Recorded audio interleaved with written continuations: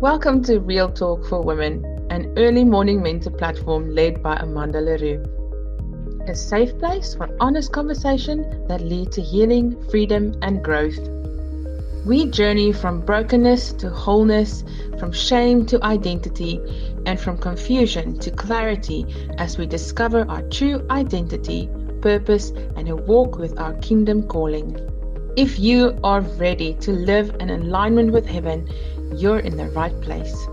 Enjoy the session. I want to talk about strongholds of mind this week. And we've been through renewing of mind, and we looked at some things that resist the truth and how to deal with those things. And today, I want us to, it's a very simple teaching, but get an understanding of biblical strongholds, what it is, strongholds are actually. And I want us to look a little bit deeper so that we can recognize strongholds as patterns of thinking and believing, not as demonic influence. So it's got to do with my soul health, and how I'm willing to submit my soul to the revealed will of God and to commit my soul to the authority and the leadership of Holy Spirit. So it's very important that we spend time in the presence of Holy Spirit, specifically asking the question, is there any stronghold in my life that cause me to resist alignment with the truth, alignment with heaven, alignment with the heart of God for my life, and maybe for those around me. And also, we need to refresh ourselves in how to dismantle strongholds. What is the strategy that the Word of God gives us to dismantle strongholds? And we need the light of the Word of God. We need courage to deal with when the Holy Spirit, the Revelator, shines a light of the truth of the Word right into the lie. We really need courage to deal with that, because many times we became comfortable and we even found comfort in the stronghold.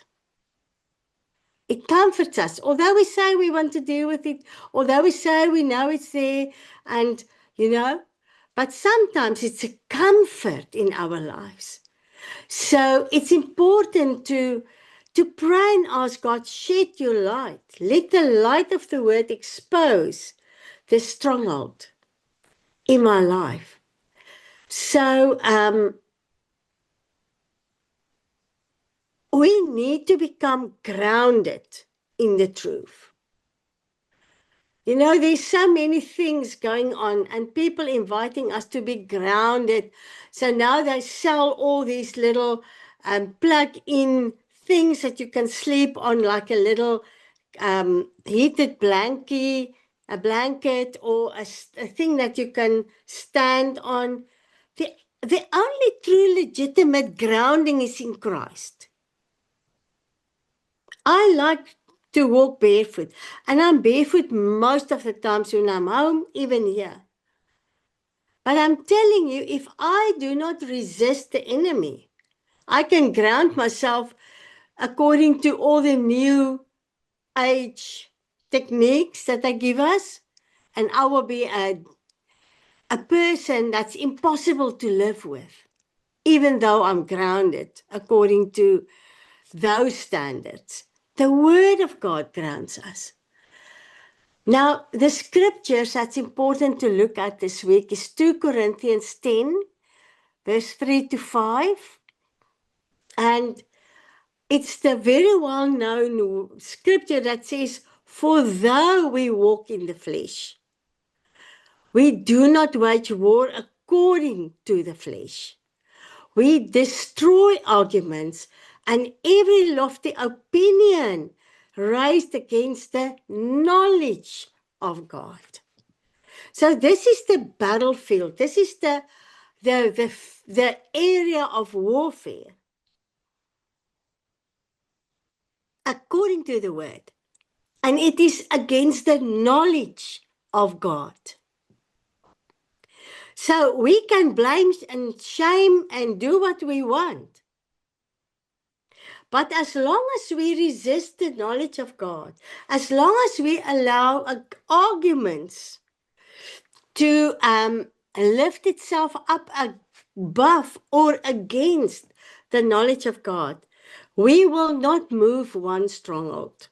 We will look into that. The second scripture is John 8, verse 31 and 32. You will know the truth, and the truth will set you free. It's not somebody else. It's not your pastor. It's not your husband you are waiting for.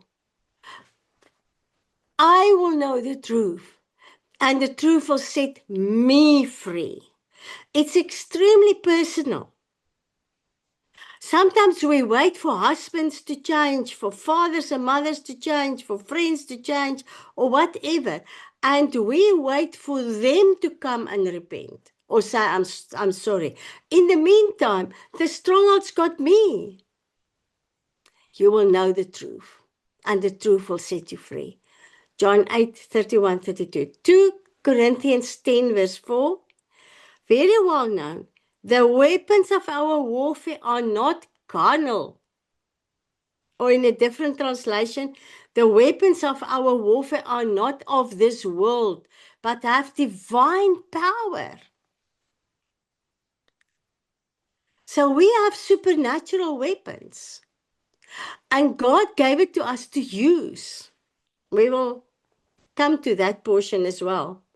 But 2 weapons that's more powerful than any weapon on earth is love and peace. Then also Proverbs 23 verse 7. As a man thinks in his heart, so is he. Hosea 4:6. I think we can all quote Hosea 4:6. My people are destroyed for a lack of knowledge.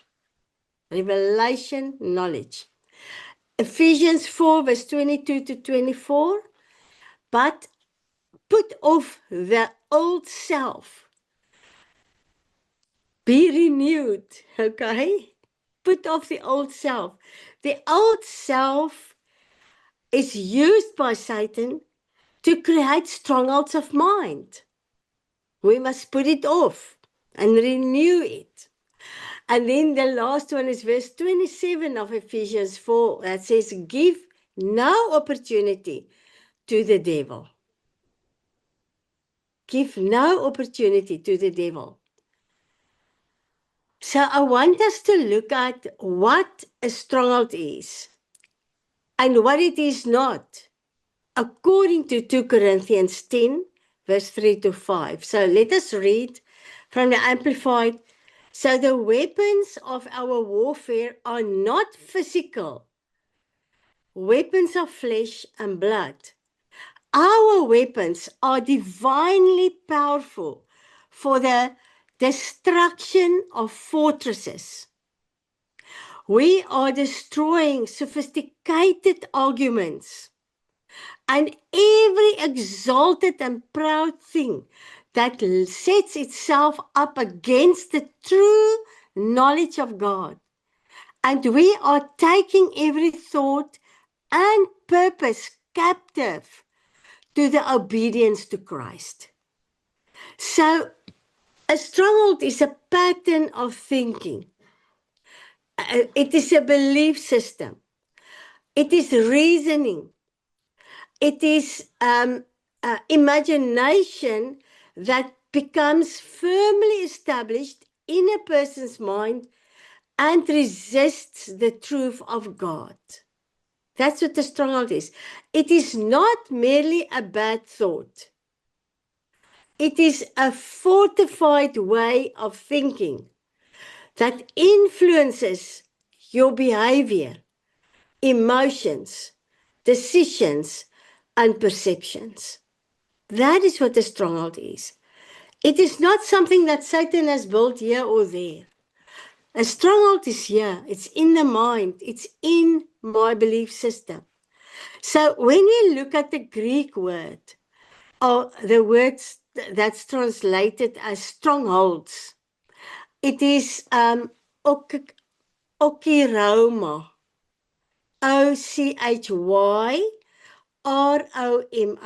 okiroma. So it is a fortress. It is a castle, a fortified place, a military stronghold built for defense. And it's important to hear all these words. A stronghold is a fortress. You can hide in that stronghold. It's a castle. It is a fortified place. It feels like it's protecting. And it's a military stronghold built for defense. So a stronghold of mind is something that Satan uses as a military stronghold, a place built for defense.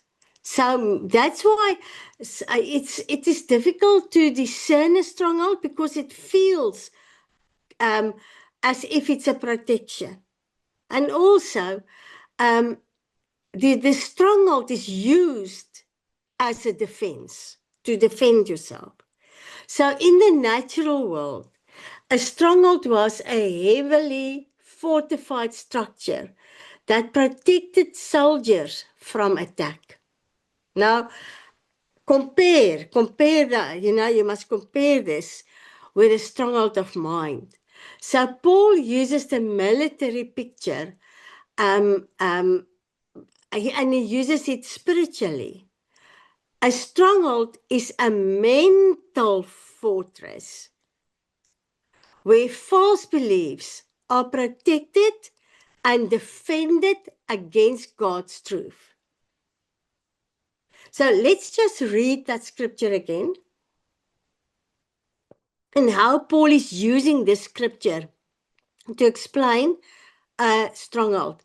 The weapons of our warfare are not physical weapons of flesh and blood. Our weapons are divinely powerful for the destruction of fortresses. We are destroying sophisticated arguments. So sophisticated arguments are weapons. It's a stronghold. And every exalted and proud thing that sets itself up against the true knowledge of God. This is how Paul describes the stronghold. It's against the knowledge of God. And we are taking every thought and purpose captive to the obedience of Christ. So disobedience opposes the knowledge of God. Disobedience opposes the truth.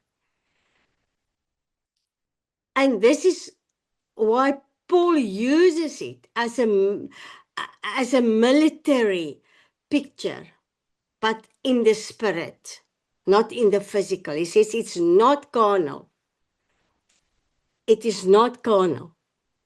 So I want to say it again. A stronghold is a mental fortress where false beliefs are protected and defended against God's truth. So it is a mental fortress. It's up here. And I spoke about it so many times. How we think influence how we feel and how we react or how we respond. Two worlds. Okay. So a stronghold is a fortified pattern of thinking that resists God's truth. So if I choose to stay in that place, in the old man state, if I choose to hang on what he did to me or she did to me or I did to myself, I choose a pattern of thinking that opposes and resists God's truth. So strongholds are belief systems. It is repeated thought patterns. This is how how self-righteousness works, how self-defense works. And a stronghold is internal agreement with lies. It can be strongholds of eternal agreements, plural, with lies. There can be more than one, more than two, more than three agreements.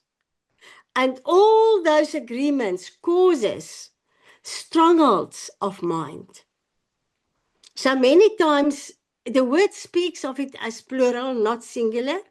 So many times we have to dismantle, start with a strong man and dismantle the many levels of strongholds that we have partnered with, the lies we have partnered with. So strongholds are not automatically demonic because it exists in the soul realm.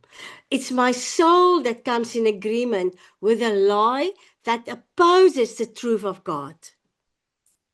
So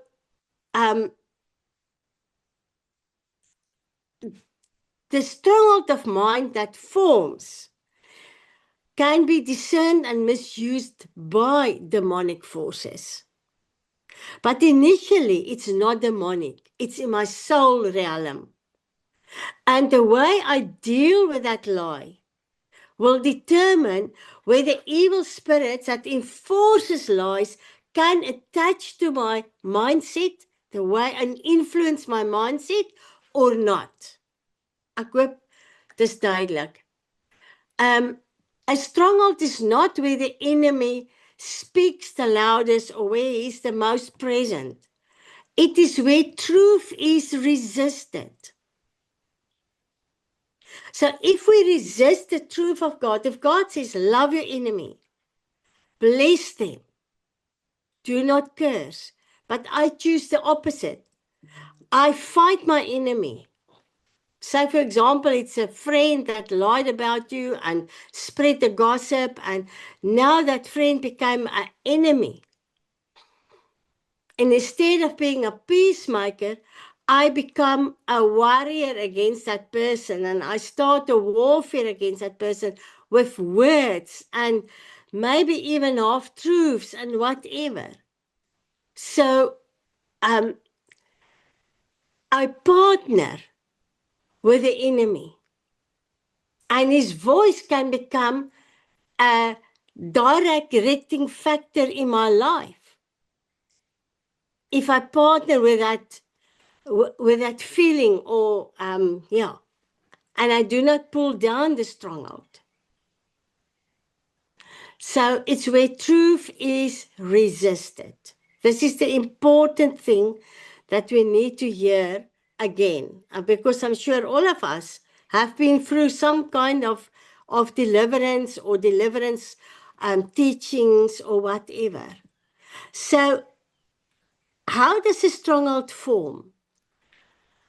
It develops over time through repetition and my experiences. Okay? Trauma or pain can open, I can open for a stronghold to form when I experience trauma or pain, emotional pain or physical pain caused by people, or through the repeated disappointments in my life. Instead of dealing with the disappointment and releasing the person or company or whatever that caused me to be so deeply disappointed,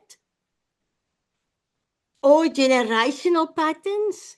Strongholds can be transferred from generation to generation.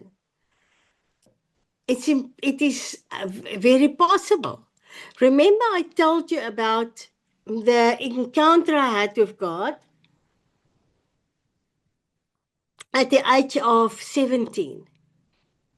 So, where God said to me, if you change the way you speak, I will change your destiny.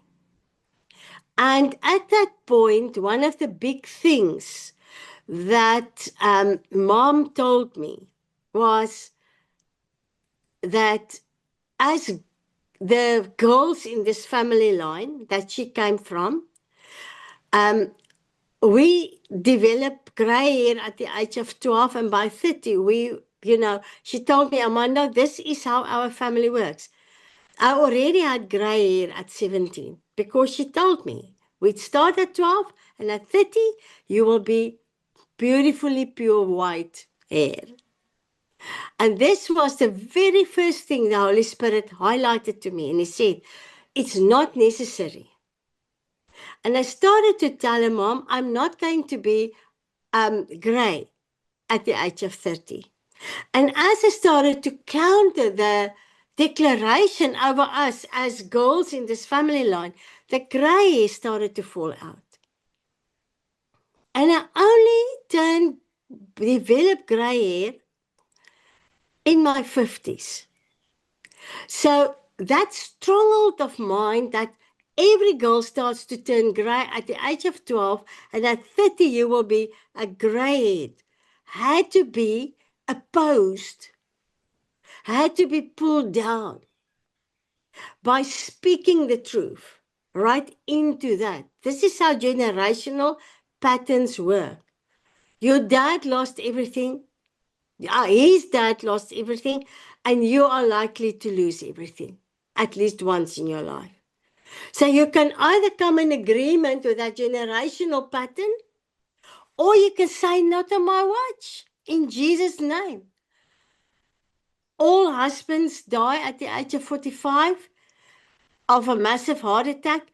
Great-granddad, great-grandfather, grandfather, father. So now I'm sitting and I'm waiting. I'm 49, and at 50, everybody died.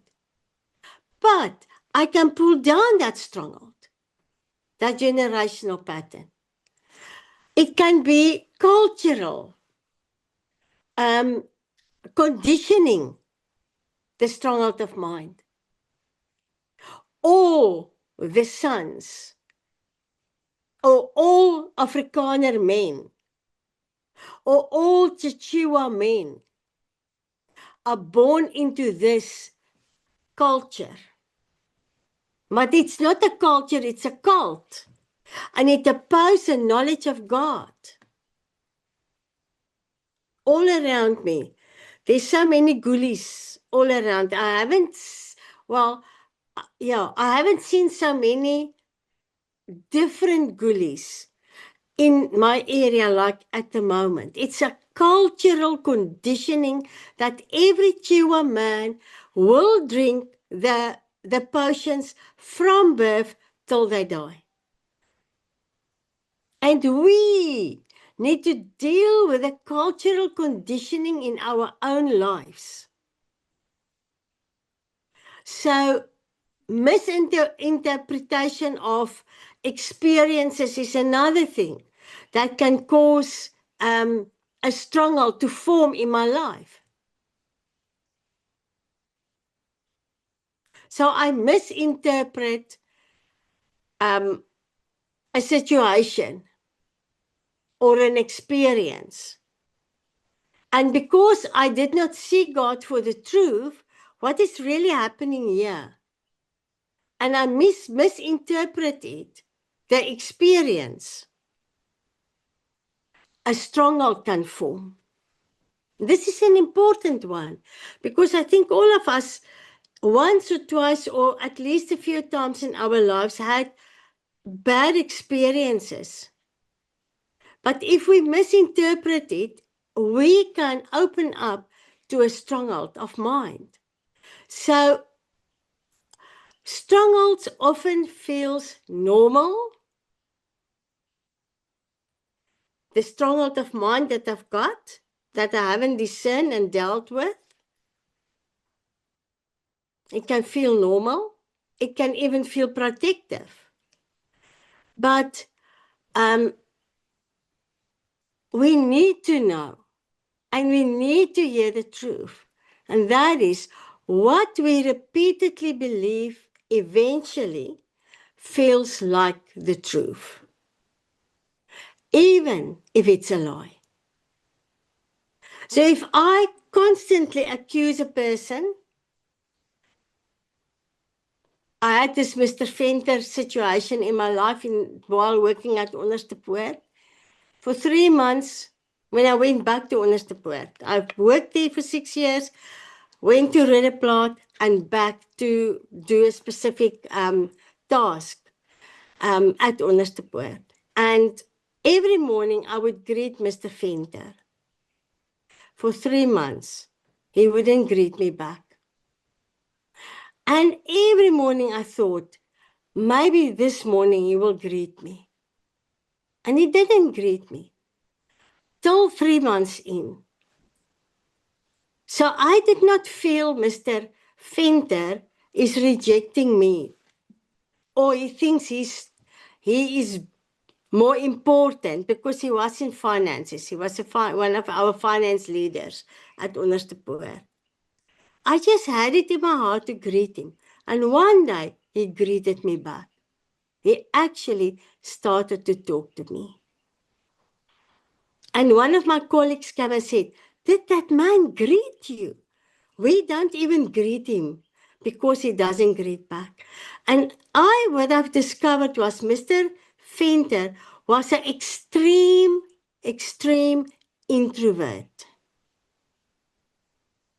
And if you know anything about introverts, it's very hard for them to respond, to communicate. And we became very good friends.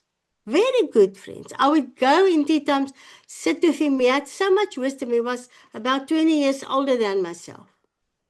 So much wisdom. But what you repeatedly believe eventually feels like the truth. So how we see people and we believe, oh, he's a snob. He just doesn't want to greet. Or he thinks he's superior. And that becomes my truth.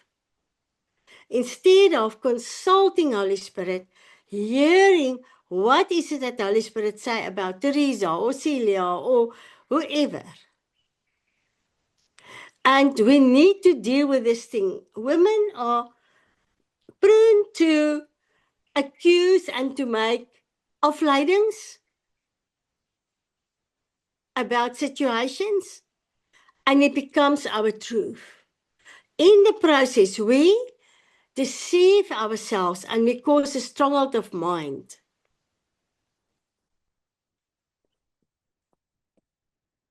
So I want to speak about a few common strongholds that opposes the truth of the Word of God. There's a thing where people say God cannot be trusted.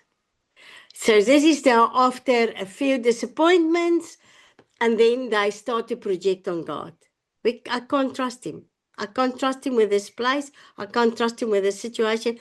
I can't even trust him with my marriage, for example. Maybe you have prayed a lot for your husband. He cheated on you. You forgave him. You prayed for him, and then you discover he cheated on you again.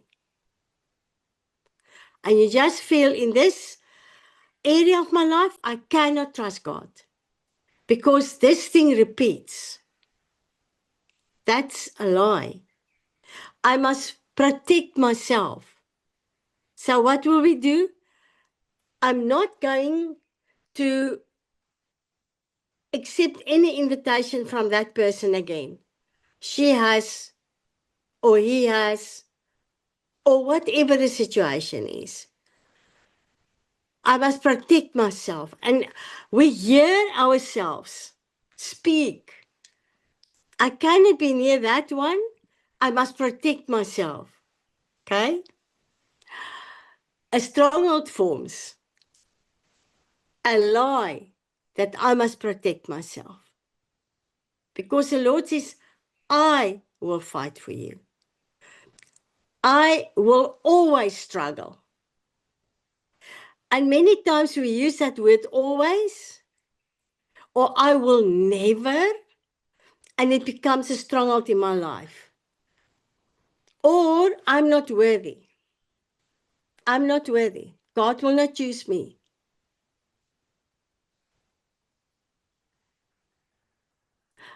I am not equipped enough. I'm just thinking about workplace and how many times we feel inferior to other staff members. I told you 2 weeks back, I had a situation in my life. You know, God is so, He is such a lover of us that He will bring the same situation over your life over and over until you deal with it. And I told you about this meeting I was invited to. And then when I saw a certain person is also part of this meeting, I thought to myself, oh, what am I even doing here? This person always opposes me. Now, the lie is I don't even know why they invited me. I'm not qualified enough. I'm not this enough. I'm not that enough. And I had this whole mind thing going on. And then I realized, but this thing that I'm going to teach, I am guilty. I allowed the stronghold of mind. And I sat here, I said, God, you need to deliver me. Please show me how to get out of this trap. Because it's clearly a trap. It's a stronghold. It's a fortress. I'm in this thing. I think it's for my own protection. And I repented and I prayed the prayer the Lord showed me. And you know, I had last week, Friday, I had a phenomenal meeting with the person that we all met on this one platform. She made a one-on-one appointment. And we had a phenomenal meeting. Actually, today, 2:00, we are going to have another. Not only one-on-one, but 1-on-4, because the Lord used me to connect her to people in Parliament in Malawi, and she needed that. She needs that. So I'm a connector in this whole thing. But if I did not deal with that stronghold of mine, God could not use me. The reason why He invited me to the platform is not because He wanted me to feel so qualified or so important. It's just because He wants to use a broken vessel to connect so that some things can fall in place for a nation. But if we continually have this stronghold of mind, I'm not qualified enough, I'm not good enough, I can't speak like those people, I don't have the English words, I, me, I. God cannot help us to be set free by the truth of the word. And I don't know what is your I, me, my, why. But God wants to help you this morning to deal with that stronghold of mind. You know, if we confess with our mouths, that's what the word says, and we believe in our hearts, we can move a mountain. But what I've discovered about many of us as children of God, we confess with our mouths and we establish the mountain instead of move the mountain. So I'm not worthy is not in the vocabulary of God's children. Now it is Satan's trap or my soul's trap to keep me in bondage. Nothing will change. It's not from God. It's not what He wants for you or for me. So a stronghold opposes the knowledge of God. It is not just a thought. It opposes the knowledge of God. A stronghold does not only oppose your happiness, your joy, your success.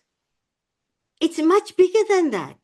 It opposes the knowledge of God about your life, the knowledge of God about your destiny, the knowledge of God about your bloodline, the knowledge of God about your marriage, the knowledge of God about your future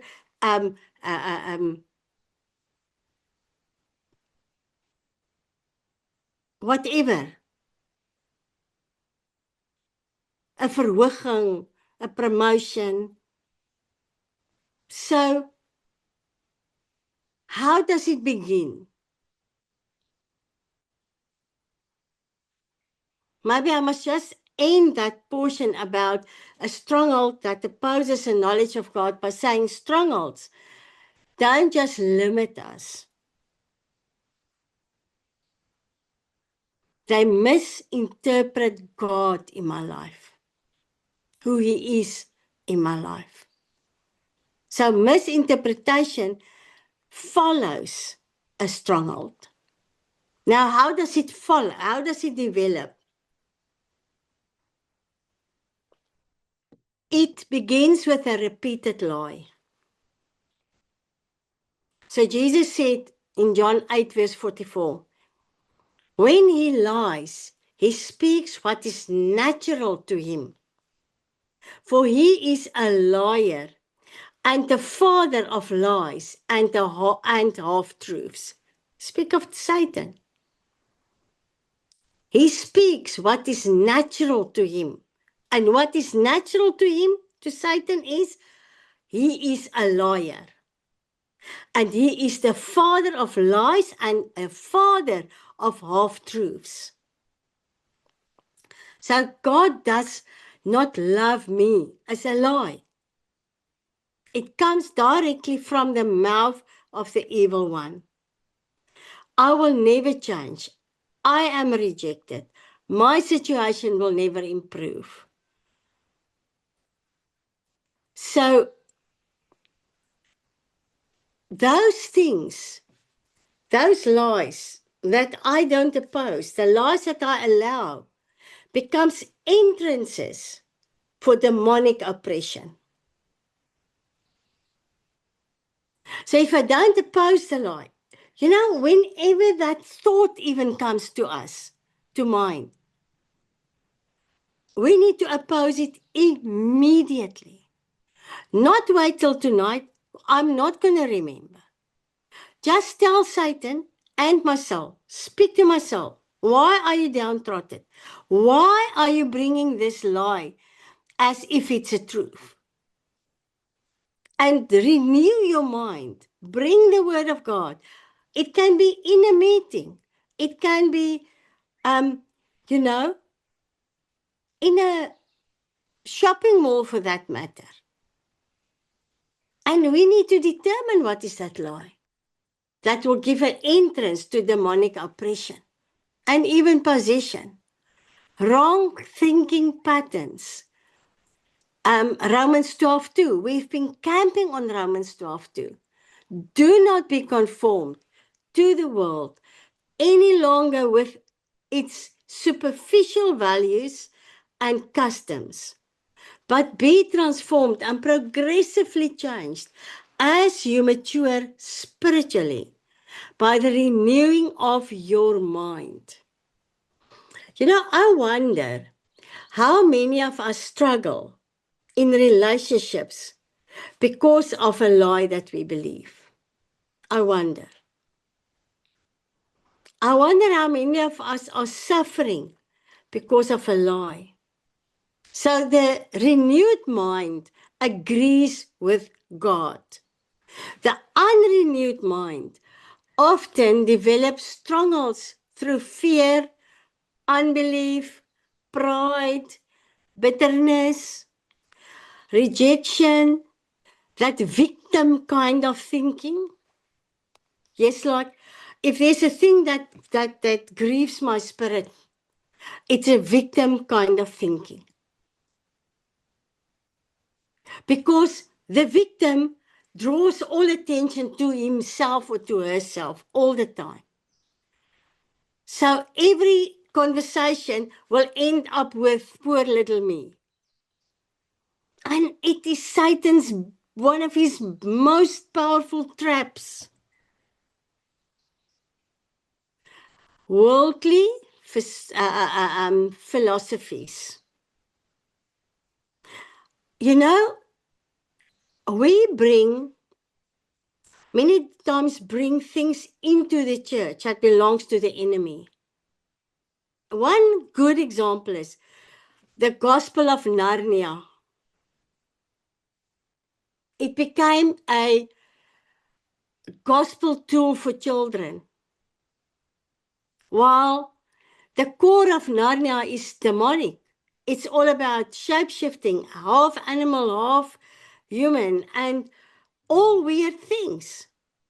But we made it the truth in the church, and we even wrote, I say we, I mean the people that did it, wrote Bible studies based on, and you name it.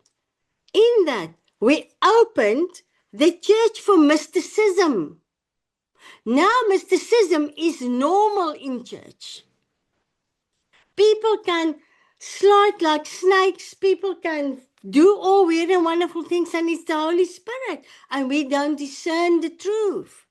The truth that must set us free. So this is a very important point, worldly philosophies that's coming into church. People that operate as prophets, creating platforms for themselves, huge platforms, rich platforms, gossiping from the pulpit, but we can't even discern it anymore. We are so caught up in that because we ourselves open up to worldly kind of philosophies, bringing worldly philosophies into the spirit realm. And we marry those things, and in the process, we believe lies, and we don't know why we feel stuck. We don't know why we always feel there's something more that must happen. Friends, if we are in a relationship with God, there's not a something more that must happen. The ultimate is a relationship with God, where He has access to my heart, to my life, to reveal to me the strongholds. He wants to do that Himself. He does not want us to spend millions of dollars or rands or pounds or whatever to fly here and fly there for a double anointing here and a deliverance there. The word is the ultimate source of deliverance. This one, the ultimate source of deliverance.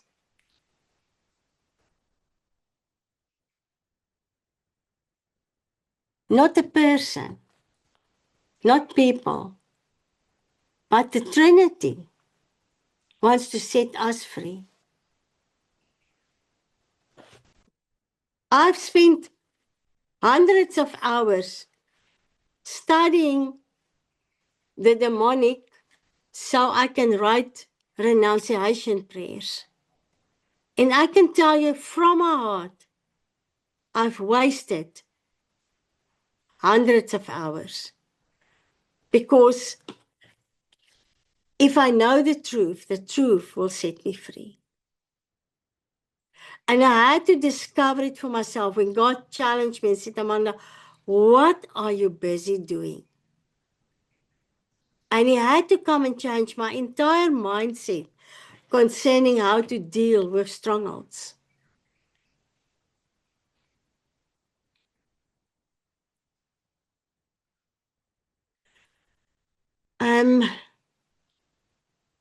painful experiences can become a stronghold when it is interpreted incorrectly.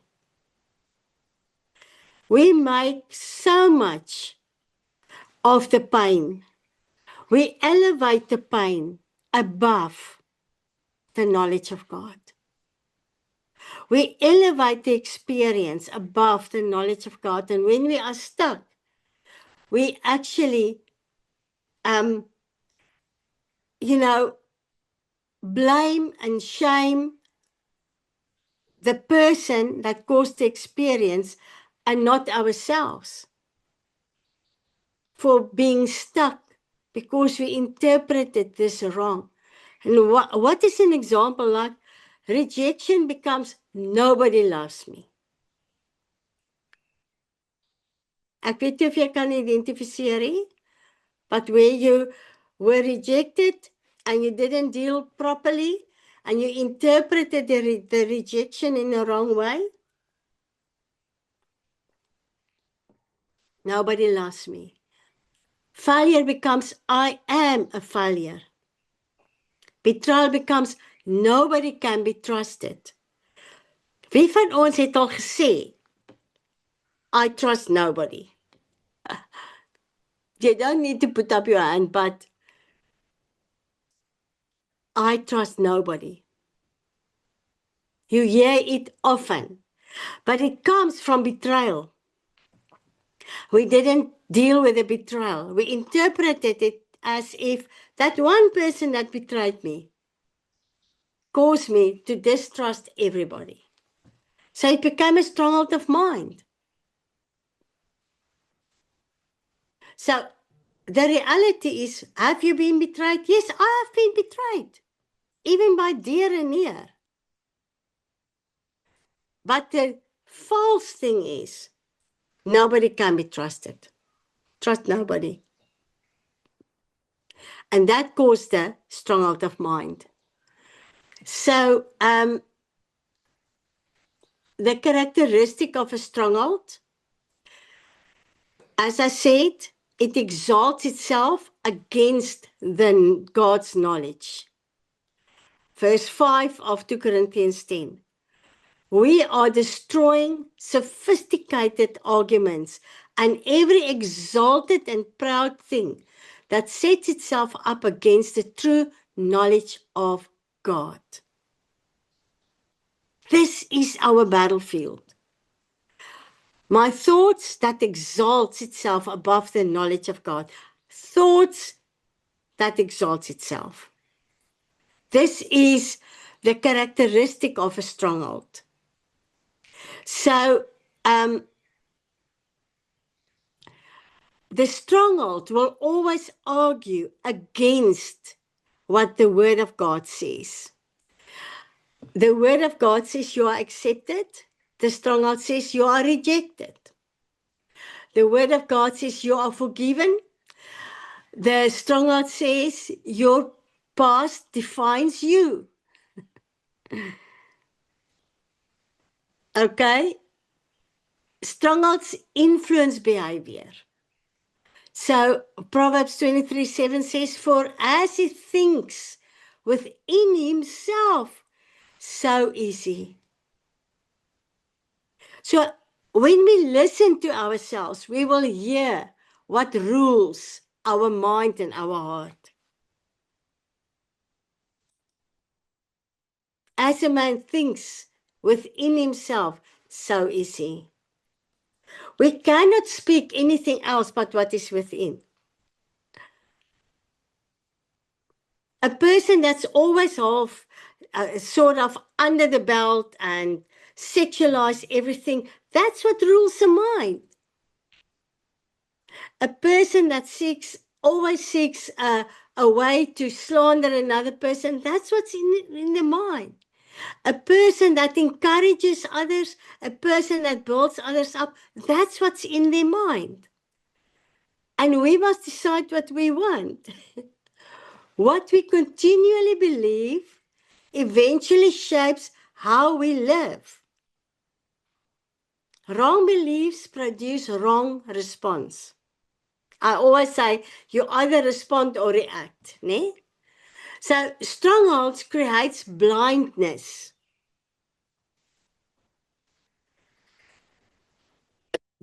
Sorry, Ella.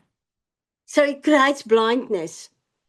2 Corinthians 4:4 says, among them, the God of this world has blinded the minds of the unbelieving. This was written to a church, not to unsaved people. So unbelief exists in the church. And Paul addressed this. And he says, the God of this world has blinded the minds of those who does not believe. And strongholds can prevent people from seeing truth clearly, even when it is present. The truth is God has delivered you. He has set you free. He came to heal the brokenhearted. He completed that for his son on the cross of Calvary. The truth is, every brokenhearted person have been delivered and healed. It's for that brokenhearted person to get to know the truth, to apply the truth, and to be set free by the truth. I don't need to hang on to brokenness forever and a day. I don't need to. I, as a child of God, as a daughter of God, must confess Jesus came to heal my broken heart. I mean, you know, I had broken heart syndrome. On that scans that I did, you could see 3 of the strings of one of the chambers of my heart was broken, 3 broken off. And when the specialist said to me, Amanda, I want to show you what's going on with you, I was like really shocked, because I immediately realized that the specific thing that happened to me, I gave myself over to the pain, to a point where the strings of my heart broke off. And I went into a season of repentance and asking God to forgive me, that I allowed the emotional pain that came with that whole scenario, whatever happened there, it's not even important, I can't even remember the detail anymore, that it caused broken heart syndrome. And I started to pray and I said, God, is it even possible for you to do a creative miracle? So 4 years later, after I've done really see God's face, I came back to the specialist, the internist, and he showed me only 1 string was still left, not healed. The others healed. It's a natural, supernatural thing that God did. But I had to admit, I couldn't point finger to the person whose words cut so deep and whose actions and what he did to me cut so deep that my strings of my heart broke off. I couldn't do that. I couldn't go to God and say, God, yes, I did ask forgive this person. But I asked God, forgive me for giving myself over to pain after salvation. And I'm sharing these things with you to show you and to tell you. It's not preaching from there. I'm speaking to you from experience. He came to heal the brokenhearted. And brokenheartedness means there is some of the strings of your physical chamber of your heart broken. And he came to heal that. So it doesn't matter what he or she or they did to you. Doesn't matter what that situation did to you. Remember, Debs told us how they lost everything in fire. I mean, that must have been a tremendous trauma. And how they had to deal with the people that died in that fire. But the truth is that Jesus already provided on the cross of Calvary the healing needed for a heart to be healed. And she shared that with us. So, common mental strongholds that's present in many children of God's lives is fear. Fear for lack, fear for loss, fear for divorce, fear for what? Hunger, fear for failure. 2 Timothy 1:7 says, "For God did not give us a spirit of timidity or cowardice or fear, but He has given us a spirit of power and of love and of a sound mind." So Jesus provided the answer, the outcome. He provided it to us. Rejection. This is another big thing. Ephesians 1:6 says, "To the praise of His glorious grace and favor, which He so freely bestowed on us in the beloved, His Son, Jesus Christ." So there's a glorious grace and favor bestowed on us. Rejection can only be rejection if I open my heart to that emotion, to that event, I want to say. Pride. This is a tricky one. James 4:6. God is opposed to the proud and haughty, but continually gives the gift of grace to the humble. I think this is one of the strongholds that's very difficult to discern in my own life. And we need the body, we need loving people to help us with that, to tell us that. Bitterness. Hebrews 12:15. See to it that no one falls short of God's grace, that no root of resentment springs up and cause trouble. So it's something we need to guard against. Important. So the battlefield is in the mind. It is not the circumstance, the event that's a battlefield, but it's in my mind. So circumstances reveal the stronghold. It does not create the stronghold. It reveals what is in me. When something happens, how I react or respond reveals where I am. Is there a stronghold or did I receive my freedom? So Satan would always come and test you. Once you have received the stronghold, the freedom from the stronghold, there will be a period of testing. So pressure exposes what we believe. Pressure exposes what we believe. Reactions reveal the agreements in my life.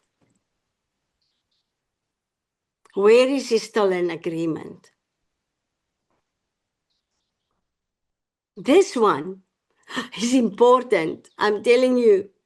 When I preach or teach, there's always a testing afterwards. A situation will come, and I'm very aware how I'm going to respond or react will expose what's in my heart.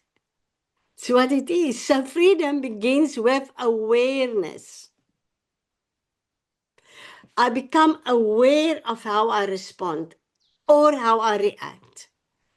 And the freedom comes or begins when I am courageous enough to deal with it when I react and not respond. Verstaan julle? So we need not to focus on fixing circumstances. We need to focus on healing, receiving my deliverance, in the midst of what I became aware of, so that the truth of God can set me free in that circumstance or in that situation. And I can walk away free. Change happens when truth replaces the lie. That's when change happens. Not when the situation improves. You know, women told me, I've been praying for my child or for my husband or for whatever for ages, and nothing improved. Nothing changed. Maybe it is because change will happen when the truth replaces the lie in my stronghold, in my mind. And my mind is set free from how I perceive or how I experience a person, a situation, or whatever. So pulling down strongholds. I ministered to a woman that had a emotional block against intimacy with her husband. And she came to me so broken. And she would sketch the scenarios and the things. And I spoke to her and I said to her, did you speak to God about this? And she said, I cannot speak to God about sex. I said, my friend, God created intimacy. He's right in the midst of that. When the situation resurfaces, be courageous and speak to God about this right in that moment. And a month or two went past, and then she came to me and she said to me, I've been delivered. I said, of what? My resistance of intimacy. I said, how did that happen? She said, Amanda, there was a situation, actually a beautiful scenario that shouldn't traumatize any woman. Her husband has laid out a picnic set up in their lounge and invited her to a picnic. And when she felt that fear and that resistance, she remembered, speak to God in the middle of a situation, and he set her free. She was delivered right there.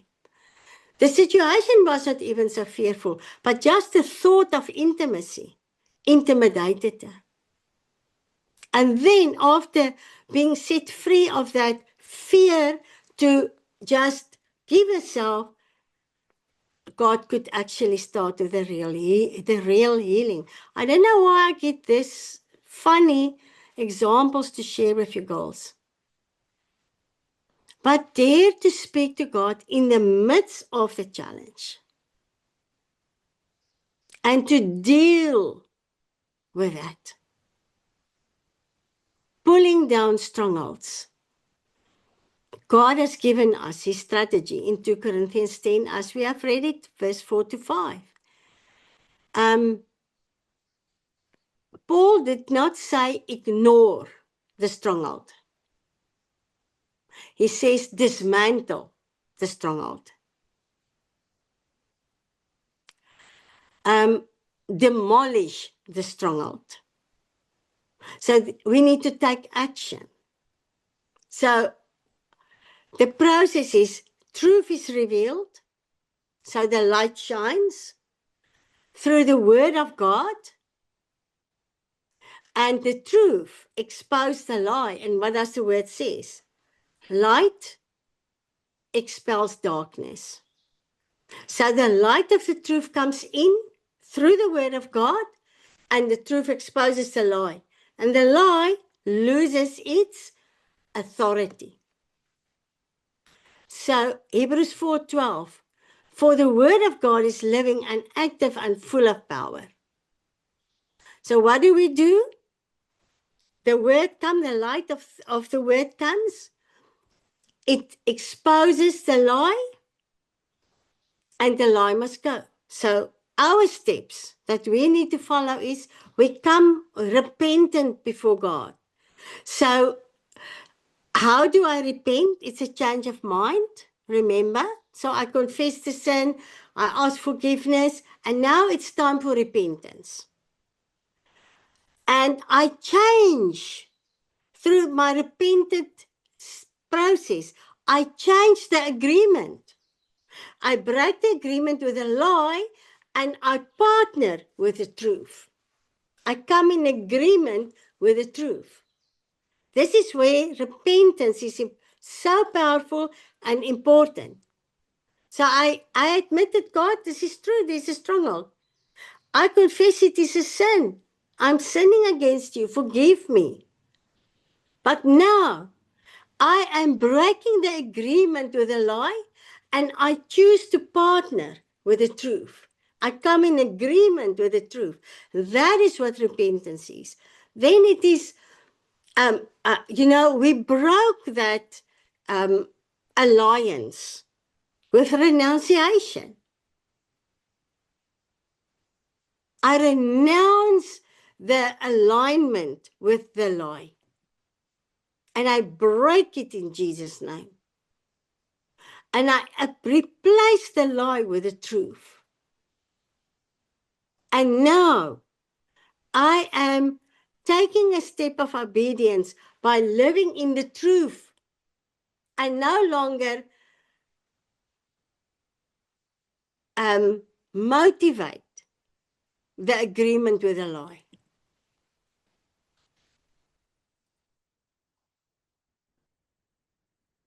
So deliverance without truth will never, ever last.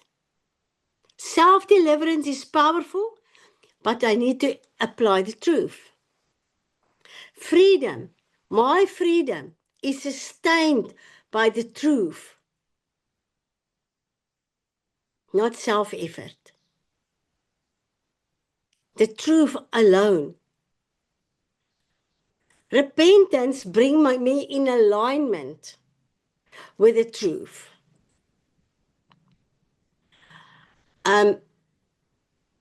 So it's important for us to realize that repentance cannot, the process of repentance cannot be activated in my life without acknowledging the presence of the lie, the presence of the sin, and by asking forgiveness. So repentance can only start after I acknowledge this thing is in my life. And God, I made a mistake. I'm so sorry. Forgive me. Wash me with the blood of the Lamb. Help me to renew my mind through the washing of the Word. And the wonderful thing is that it is the grace of God that empowers repentance in my life. It is only His grace that can help me, by His grace, to truly repent, truly change my mind. And then this step of repentance, this embracing the change of mindset, the exchange, is the doorway. It opens up the way to come in alignment with heaven and to live in alignment with heaven. Without repentance, the change of mind, the change of ways, the turning back to God, there will be no alignment.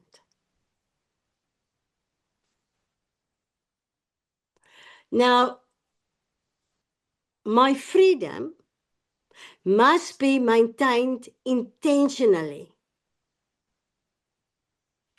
Many women carry grudges against their mamas. And whatever happens, you go back. And you can remember every one of those offenses that mama did against you. Everyone, by you can tell the detail and add a bit as well. So maintaining freedom, we need to intentionally apply the truth of the word.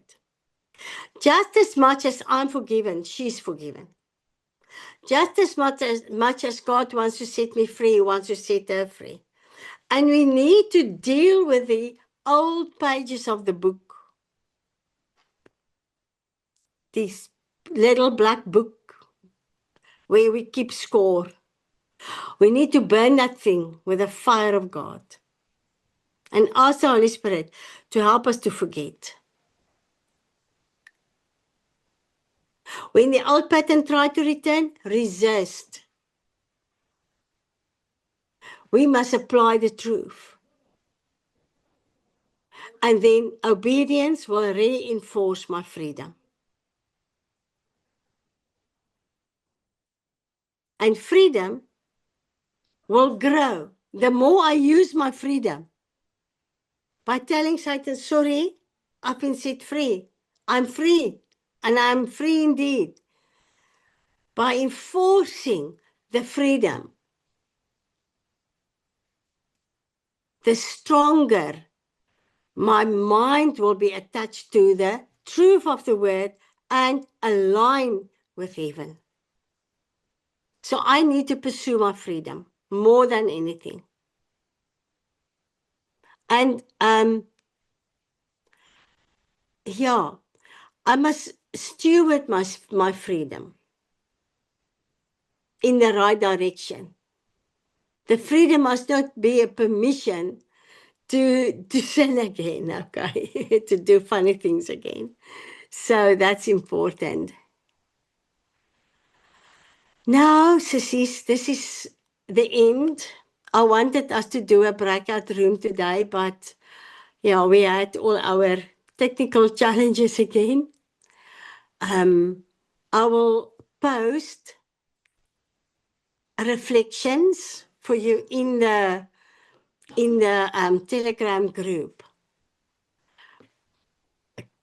Choose one or two. Let the Holy Spirit show you. What thoughts or beliefs repeatedly limit my faith and or my obedience? What thoughts or beliefs, okay, limits? Where do I feel stuck despite knowing the truth? Where do I feel stuck?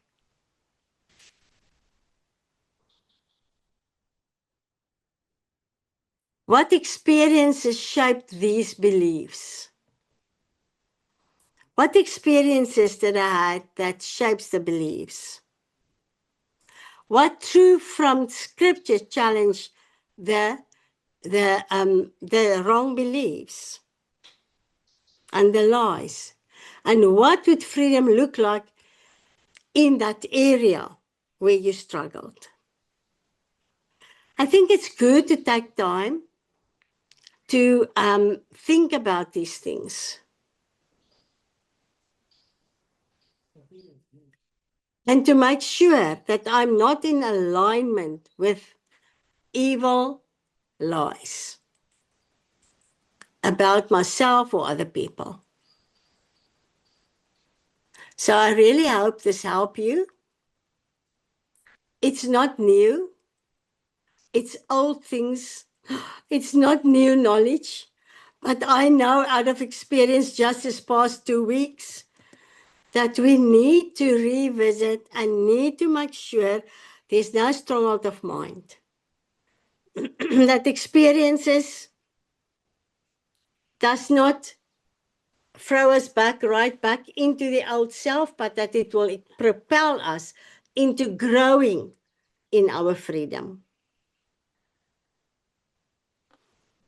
There's that guy, one guy, he always said, I'm not going to name him now, but he always said, if somebody spit on you, he only made you wet. You must decide. You decide to become angry. Now, this is an extreme example, but it's actually the truth. Volgende week is die 30ste. We will have by the grace of God, we will continue with the next session. Okay. So I hope that today means something to 1 or 2 or 10 of you. And that we will grow in the Lord, in our freedom, in our alignment. Amanda, I just wanted Yes. to, again, if you could briefly just explain the reaction and the response. I just didn't catch that short little piece, please. Okay. When I'm in alignment with the heart of God, I will respond to things that's got the potential to hurt me or, to hurt me. When I'm not in alignment with the heart of God, I will react with anger, self-righteousness, words. Okay.